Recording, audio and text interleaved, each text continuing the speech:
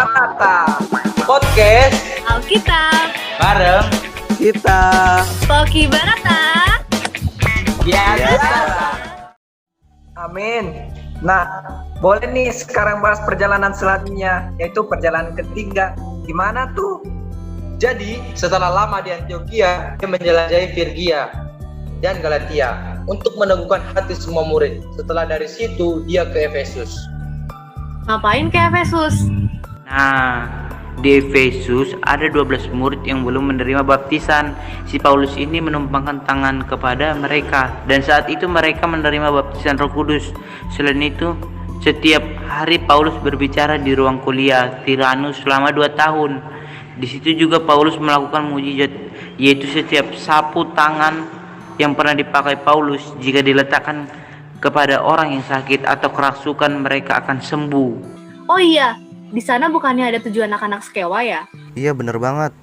Di situ juga ada Demetrius yang adalah tukang perak membuat kuil Dewi Diana. Nah, dia sangat emosi waktu itu karena penghasilannya tentu berkurang. Karena semakin banyak orang percaya kepada Yesus di sana. Dan akhirnya ia memprovokasi tuh teman-temannya sampai terjadi keributan di Efesus. Akhirnya Paulus ke Makedonia dan menguatkan hati saudara-saudaranya di situ. Setelah itu, Paulus kemana lagi ya? Setelah itu, Paulus pergi ke Yunani dan tinggal di sana selama 3 bulan. Dari situ Paulus mau kembali ke Antioquia, Syria. Namun, dalam perjalanan Paulus, orang Yahudi mau membunuh dia. Akhirnya Paulus kembali melalui Makedonia dan tiba di Troas. Nah, di Troas dia memecahkan roti dan berbicara sampai tengah malam. Di situ ada seorang pemuda bernama Eutikus yang sedang duduk dekat jendela sambil mendengar khotbah Paulus. Karena dia sangat mengantuk, akhirnya dia jatuh dari tingkat 3.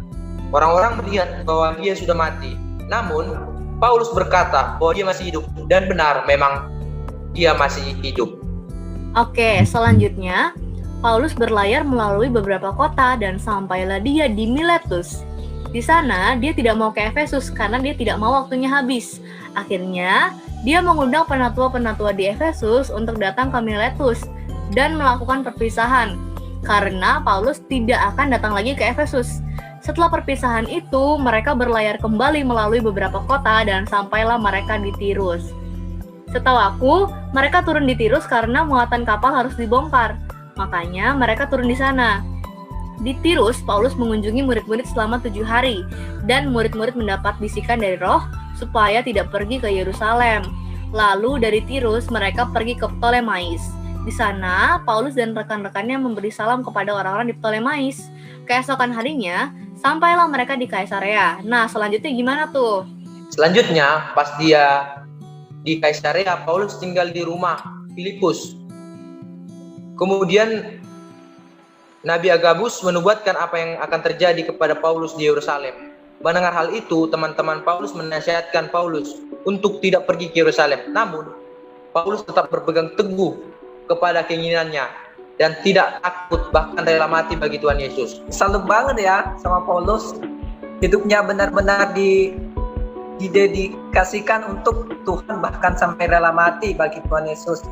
Kita juga sebagai anak Tuhan harus memiliki jiwa seperti Paulus, yaitu memiliki iman dan pengharapan yang teguh kepada Tuhan.